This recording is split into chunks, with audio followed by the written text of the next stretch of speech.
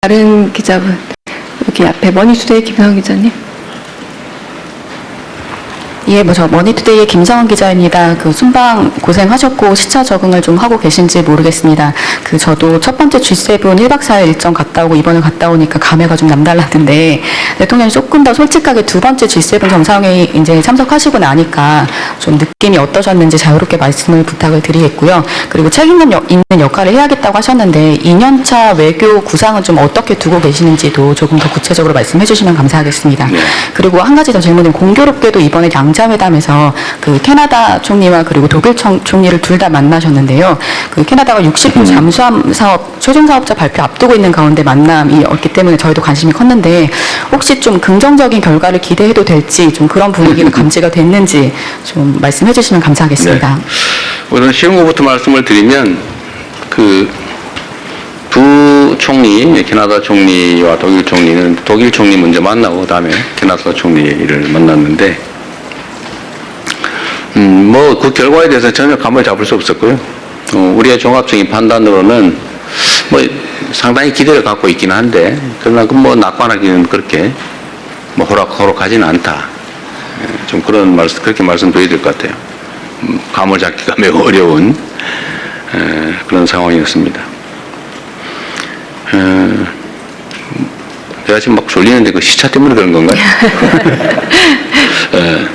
여러분도 고생하셨습니다. 제가 순방을 다니면 우리 동행하는 언론인 분들한테 참 미안하다는 생각이 듭니다. 너무 힘들죠, 사실은. 열 몇 시간씩 좁은 의자 좌석에 앉아서 쪽잠을 자야 되는데 너무 힘드실 것 같아요. 이번에 또 비용을 엄청나게 많이 냈다고. 이 돈 없으면 해외 취재도 못 다닐 것 같아요. 그래서 그거는 제가 좀 법률적 검토를 좀 지시를 해놨어요.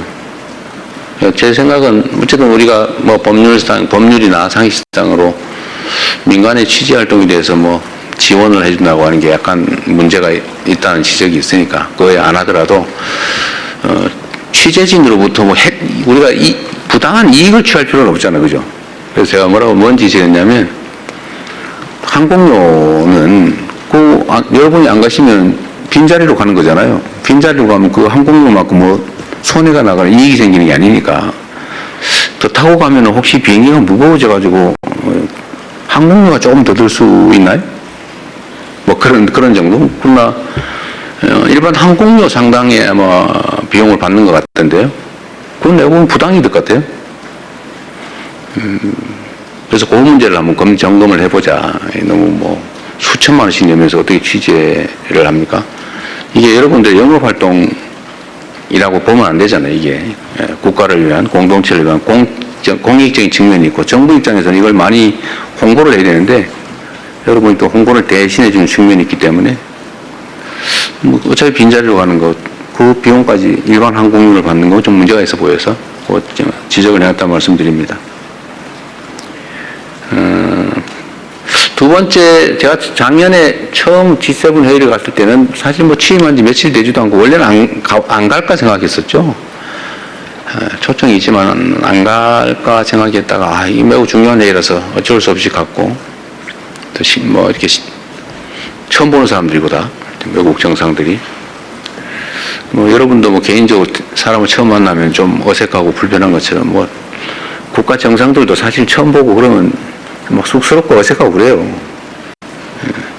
이번에 보니까 우리 일본 총리께서 좀 그러신 것 같아요. 아마 G7 회의는 처음이었죠. 늦게 취임하시면서. 어쨌든 그러나 이번에 이제 두 번째는 거의 다 만나봤던 긴 시간 얘기를 했던 분들이어서 더 깊이 있는 대화도 가능하고 또 정서적 교감도 훨씬 더 쉬웠던 것 같습니다. 또 앞으로도 계속 노력해야 되겠죠. 국가 간의 관계도 정상들 간의 정서적 유대와 교감이 매우 크게 영향을 미칩니다. 이번에 제가 사실 매우 고마웠던 것은 이태리 측의 그런 배려라고 할까 그런 거였죠. 우리 교민들이 여러 가지 저한테 민원을 냈는데 그 중에 하나가 이제 우리 국민들이 연간 100만 명 정도가 이탈리아 관광을 갑니다.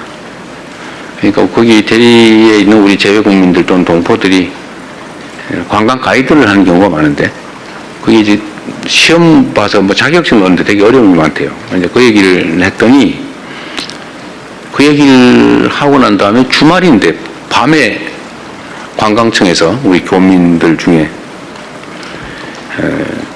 그 일에 관계된 관광 가이드 회장인가 그분한테 전화가 왔다고 해요.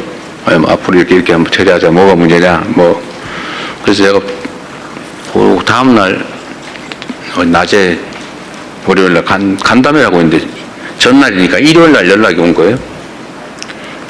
정말 각별한 배려를 해준 거죠. 멜로니 총리께서 저는 특별히 배려해서 주말에 이렇게 조치를 해준 겁니다. 매우 감사한 일이죠. 그게 아마 서로 간의 신뢰와 교감 때문이 아닐까 그런 생각을 합니다.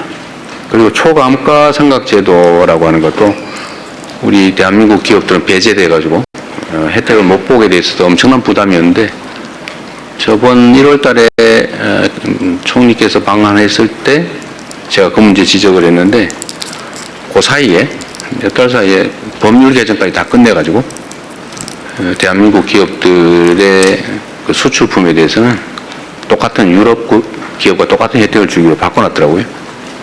그래서 제가 하원 의장하고 면담이 있어서 고맙다고 그랬더니 원래 이태리는 원래 이렇게 일하지 않는다고 이건 정말로 특별한 예배라 그런 말씀하시더군요. 그래서 말씀드리고 싶은 것은 정상들 간의 잦은 교류 그리고 정상들 간의 정서적 교감 이게 매우 중요하다. 앞으로 더 많이 노력해야 되겠다 그런 생각이 듭니다.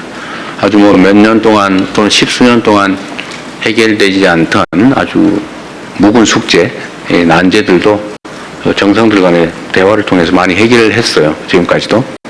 그래서 좀 더 가급적이면 임기 전반에 초반에 외국 정상들 간의 정상회담 교류는 좀 최대한 많이 하려고 합니다. 힘들긴 한데 사실 임기 후반에 가면 사실 그게 뭐 그렇게 효과를 보기 어렵죠. 이미 다 조치할 수 있는 시간이 다 지나버리기 때문에 초반에 많이 하려고 하는데 육체적으로 좀 부담되고 어렵긴 한데 또 여러분들은 매우 어렵긴 하겠지만 좀 앞으로도 좀 더 자주 많이 나가게 될 것 같습니다. 또 많이 초청해서 많이 오시게 되지 않을까 싶습니다.